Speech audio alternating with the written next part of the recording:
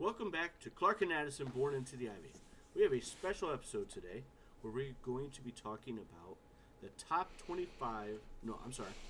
15 offensive / position player seasons since 2021, from the last 25 years. So, might as well just jump on into it. Eli, you want to add anything before we jump on in? Oh no, I think I'm good. Let's get ready to check out this chart. So we're going to go from the bottom to the top.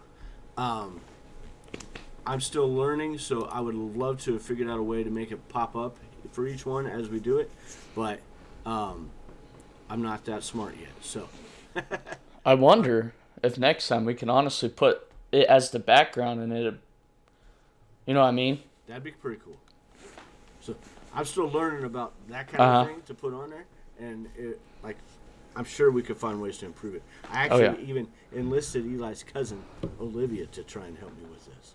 So, and she got back with me about a couple of different things, so I'm trying to look into those. But without further ado, number 15 was from 2004, Aramis Ramirez, a third baseman who is in the Cubs Hall of Fame now.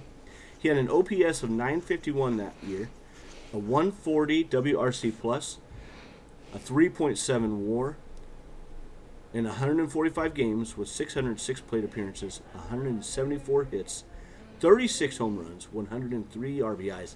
This dude was an RBI machine. He scored 99 runs. He did not run, so he had 0 stolen bases. But he had a 318 average, and the team went 89 and 73 in that season. Now, the team success didn't ultimately matter when I was making this list, but I thought it was still cool to show how it correlated, and you're going to see some on here where there's like from multiple years or multiple players from the same year type thing. I think you know what I mean. Mm-hmm. Like 16, which kind of makes sense since they won the World Series that year. Right. What do you think about that first one, buddy? I like it. I mean, I don't really know much about him, obviously, because he was before my time. But looking at his stats, that it's very impressive. Again, like the RBI's 103. That's insane. Although Seiya almost had that this year. Yeah.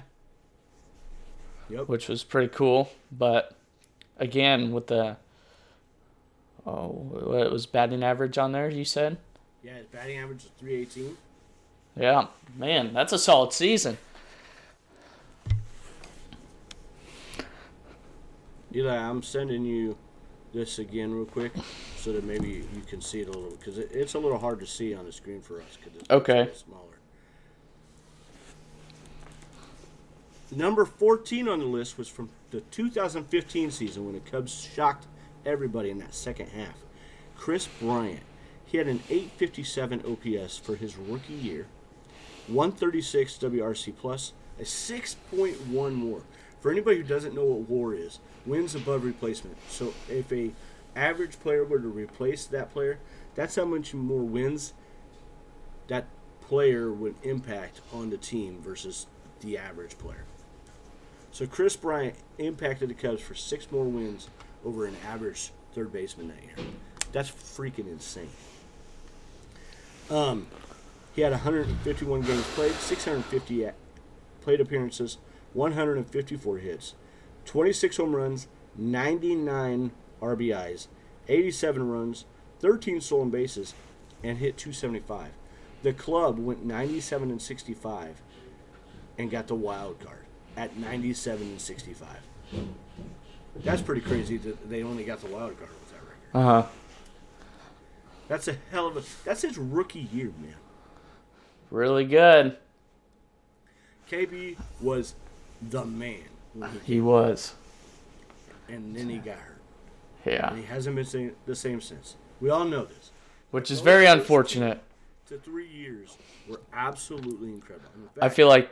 all 3 of those first 3 years are on this list. I feel like if he didn't get injured as much, the Cubs would have kept him a lot longer. I don't know that they... Maybe.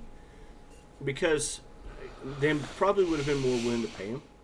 Mm-hmm. and really, because they brought him up after the first few weeks to give him an extra year of club control, and he was pissed about that. And I don't think that the team was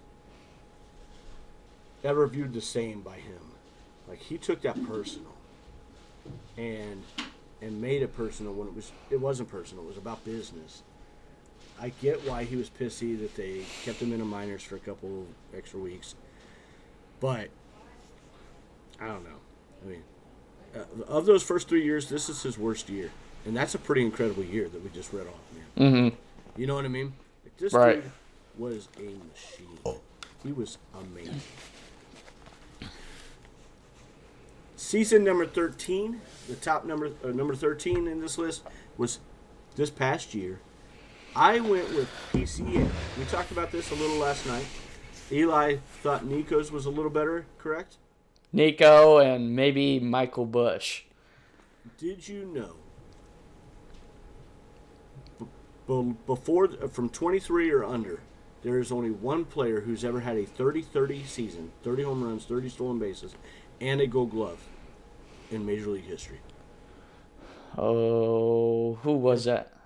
PCA last year. Well, no. You said somebody else did it, right? No. PCA is the only player. Only one? Oh, wow. This is a big reason why I went with this. Why I went with him from the 25 season. Yeah, and I guess, again, I guess I wasn't focused on the defensive side of the game. That's fair. Just like anybody else when it comes to like MVP and all that. Yeah. I guess exactly. It's hard to take that into consideration because you don't have the defensive stats right in front of you either, staring at you. You have the offensive stats. So his OPS was higher by 29 points over Nico's. His batting average was 50 points less than Nico's. So that tells you how much more of the slugging he had. And I know he struggled mightily in that second half, but he got it together at the end. That first half was magical. It was amazing. And it was absolutely amazing. And I think that alone is part of why I put him on here, let alone his defense. So PCA had a 768 OPS, 109 WRC plus, which was a little disappointing, but had a 5.4 WAR. 150. That's how impactful his defense was too. 156 games, 647 plate appearances, 146 hits, 31 home runs, 95 RBIs, 91 runs, and 35 stolen bases. The game is telling when you see that he had a 247 average. The game has changed dramatically since early in the 2000s. Have you even 10 years ago? Have you ever seen the guys on MLB on Fax? What do you mean? MLB on Fax instead of Fox. So these guys are just the biggest trolls on the internet. Okay, I thought it said MLB on Fox when I saw this post. It says PCA caught using steroids. Oh jeez. I was like, no, you gotta be kidding me. There's no way. And then I looked. There is no way. I Googled it. I was like, nah, that's not true. And I looked at the Instagram post, and it was MLB on Fax. Gotcha. You got to check them out sometime. They're pretty funny. I'll follow that. The team went 92-70 last year. It was a huge step up from the previous couple years, and they are primed with high expectations for this coming season. So I know that you thought you liked Nico better for this, but what do you think about the placement with that for PCA? I like it. Putting him above Chris Bryant's rookie year. I like it. I definitely didn't know about he's the first player ever to get to 30-30. And at 23 or under. And taking in consideration about the defensive side of the game, I agree with this position. 13 over 14. Because again, I'm sorry, buddy. Oh, sorry. Again, like you said, Chris Bryant was not stellar defense. He wasn't. I mean, he was. I wouldn't call him a liability per se, but he certainly wasn't excelling at it. Right. So I think you got PCA well placed. Cool. Number 12 on this list is from 2023, Cody Bellinger, who had a hell of a season that year. Had an 881 OPS, 135 WRC plus, a 4.4 WAR, which I was surprised that wasn't higher. 130 games. That's probably why the WAR wasn't higher, because he didn't have quite as many games. In fact, he had the least amount of games on this list played. Where was it? 556 plate appearances, 153 hits, 26 home runs, 97 RBIs, 95 runs, and 20 stolen bases, with a 307 batting average. That's a very high batting average in today's game. Since especially. The team, however, was 83 and 79 during that season. I was a huge Cody fan that year. And yeah, sure. Oh, yeah. I thought the Cubs were going to keep him a little bit longer, but... So, yeah, I mean, they ended up signing him late in that offseason, going into the 2024 season. But that 2024 season didn't pan out the way anybody thought it was going to. And really, I mean, it's hard for a left-handed bat to do the things that, like, Billy Williams did, Anthony Rizzo, what those guys did as a left-hander consistently. It's hard to do. I think PCA's got that moxie in him. He doesn't care. You know what I mean? Mm-hmm. But it is. It's difficult. And that's sometimes something that I forget when I'm talking about Ian Happ, probably as well, to be honest. You know what I mean? Right. Number 11 on this list is the 2014 season from Anthony Rizzo. He had a 913 OPS. This was before a lot of the guys started coming in that impacted the 2016 season. A 913 OPS, 155 WRC plus, 5.3 WAR from a first baseman, 140 games, 616 plate appearances, 150 hits, 32 home runs, 78 RBIs, but remember the rest of this team was not very good. 89 runs and 5 stolen bases for a 286 batting average. The team went 73 and 89 in this season. Those are some insane numbers for a guy on a team that wasn't real good. And it was his breakout year, like truly breakout. You know what I mean? Uh-huh. Number 10 on this list is the... This is what I'm most excited for. I loved Javi Baez.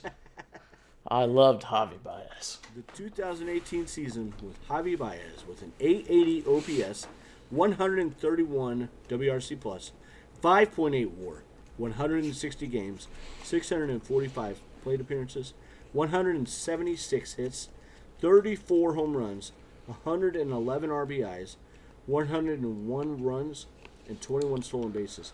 He also hit 290, which was very high for Javi Baez. The team went 95 and 68 that year. I felt like this was the last great year that the team had. Yeah, and that was for the wild card spot too, wasn't it? Yeah, they ended up losing it to Milwaukee at the end, remember? That was a long time ago. For me. That's where you probably start remembering quite a bit. Yeah. Uh-huh. Oh, yeah. Yeah, Javier Baez was something special. I loved watching him pick the guys off at stealing second. I mean, Go ahead. His glove was insane. Oh. Now, he made some iffy throws to first every once in a while, like over Anthony's head and stuff, but... Javi Baez was a human highlight reel. Mm-hmm. But he also made routine plays look much harder than they needed to. Right. And struggled with staying focused with that kind of stuff, to me, in my opinion. I think that was his biggest flaw This was the only year that he truly put everything together. Mm-hmm. He had the talent to be on this list more than once. Oh, El Mago. But I think this was the year. Remember when he had hit that ball that barely went in the front of home plate, ran down to first. They threw it. Oh yeah, against the Pirates. Baseman wasn't. Yeah.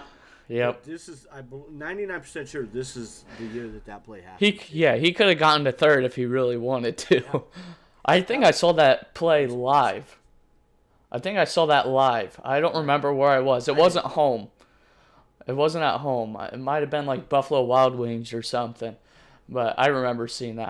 It was insane play. It was really cool.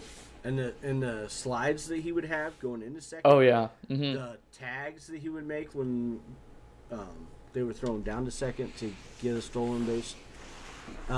Just the dude was El Mago was a great name for him. Magician.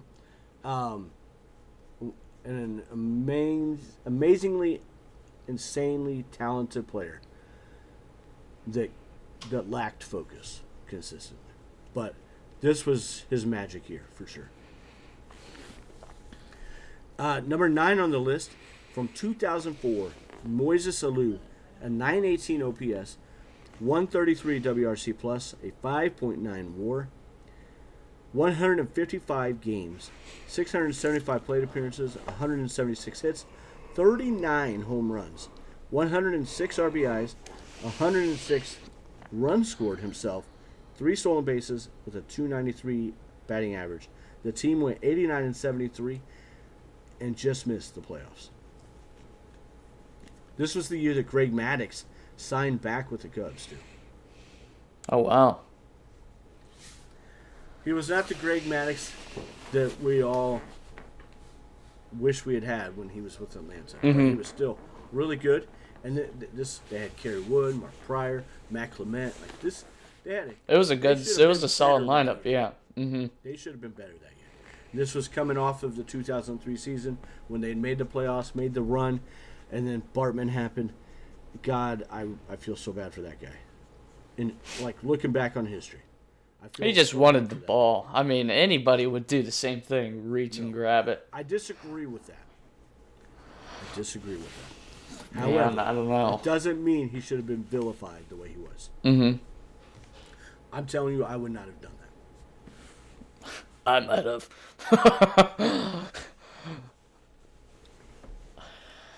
Actually, no, I wouldn't have because I was just going to throw the ball back anyways. This is the way I look at it. If you have the money to get front row tickets in a playoff game like that in Chicago, you probably should have enough awareness of a situation to not reach over. Money doesn't match with IQ. You're not wrong. I'm just telling you how I'm looking at it. That is one thing I've learned in my 20 years of life. You are not wrong, though. Number 8 on the list, the 2017 season from Chris Bryant. A 946 OPS, 147 WRC plus, 7 WAR, 151 games, 665 plate appearances, 162 hits, 29 home runs, 73 runs driven in, 111 runs, 7 stolen bases, and a 295 batting average. The team went 92-70 during that year. A really great year. Mm-hmm. So 8 and up, I really struggled with placement at times. You know what I mean? Yeah. I felt like 8 and up were by far the 8 best seasons.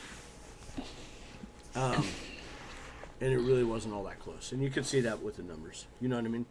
Yeah. We're almost getting close to the steroids era. Oh, we're definitely, yeah. Well, I think, so these, in the teens, we're past the steroids era. Where they were doing testing and everything, and in the late 2000s. But Sammy's numbers were insane. Yeah. But they still happen, and they still are relevant. And I struggled some with that. Like, And we'll talk about that when I get to the top 4.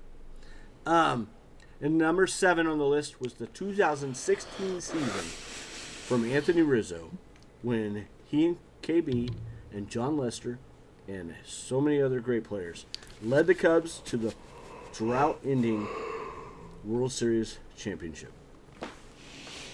Anthony Rizzo in 16 had a 929 OPS, 145 WRC+, 4.8 WAR, 155 games, 676 plate appearances, 170 hits, 32 home runs, 109 RBIs, 94 runs, 3 stolen bases, and a 292 batting average.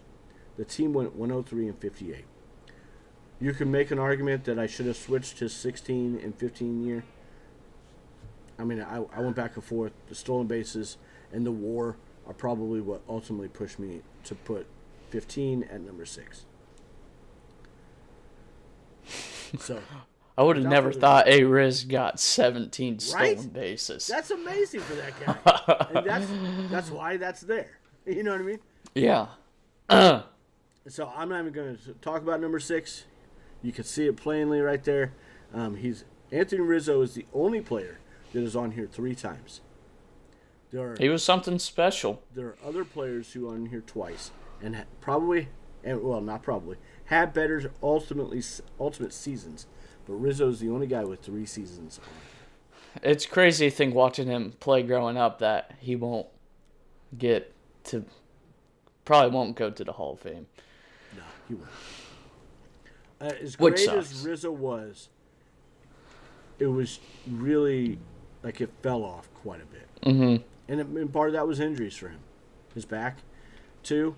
But he'll be a Cubs Hall of Famer for sure. Uh-huh. But you're right, because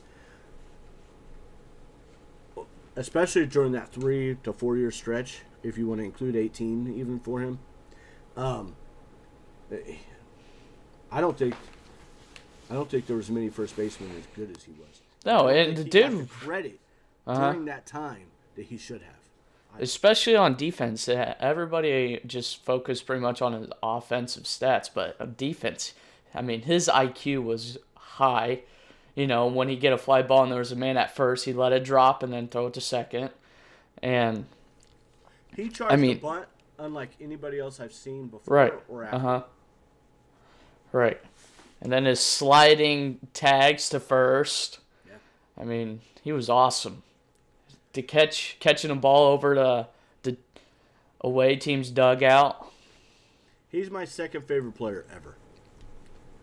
He surpassed Kerry Wood for me. Mm-hmm. Who's my third? Sandberg's my favorite. And will always be my favorite. Rhino. Very good. Oh, I love that shirt. Number 5 on this list. We're in the top 5 now.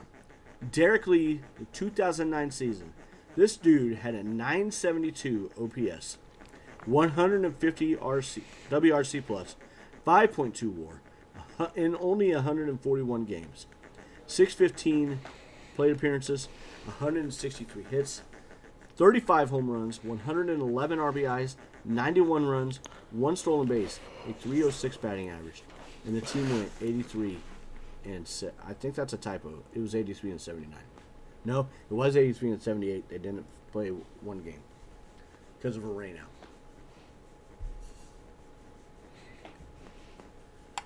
So, Derek Lee, an incredibly underrated player. He did not play his whole career at Wrigley and with Chicago, which is a shame to me because I think that like he'd be an all-time Cubs great. He still is. It just would have been even more so. You know what I mean? Right. This dude was the man. And if he had been on the 2003 team instead of with the damn Marlins that year, I think we would have gone past. And you know what I mean? Yeah. I think that it would have made all the difference in the world. Number 3 on this list. No, I'm sorry. Number 4 on this list. Sammy Sosa from 2002 had a 993 OPS, 157 WRC+, a 5.1 WAR, his defense was a little suspect. 150 games, 666 plate appearances, 160 hits, 49 home runs, 108 RBIs, 122 stolen bases, and by this time, he didn't have the speed that he used to have. He only had 2 stolen bases that year. A 288 batting average. The team went 67-95. That's part of why it was number 4, not number 3. And it's also part of why I almost made it number 5 or even 6. You know what I mean? Mm-hmm. The team was terrible. It was literally the only thing to go watch consistently. And I mean terrible.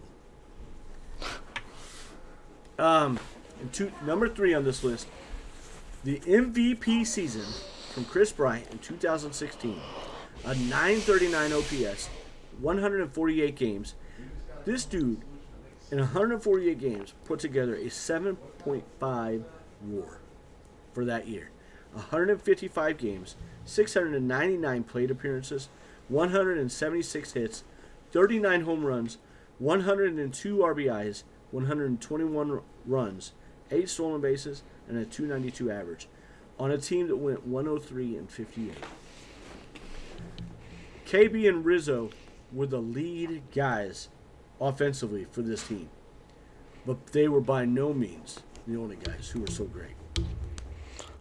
Just imagine being Rookie of the Year one year and then the next year to League MVP.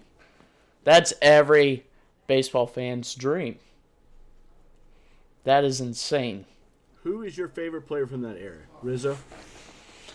Yeah, probably. I liked them all. I mean, I even liked Addison Russell defensively. I loved Addison Russell defensively.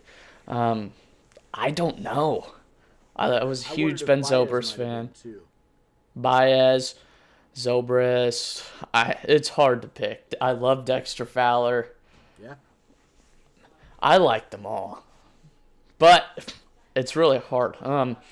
Probably in 2016, I mean, Baez probably. I had his World Series jersey. Yeah. So, yeah, at the time, probably Javier Baez. Cool. It was really cool. Mm-hmm. Such a beautiful team. And they all work together, too, so well. Yeah. Yep. This number 2 on the list, I think, my personal opinion, was the best season I've seen by a Chicago Cub. And I'm saying that because of the steroid drama with Sammy. I know that I've got Sammy's season ranked number 1. Derek's number 2.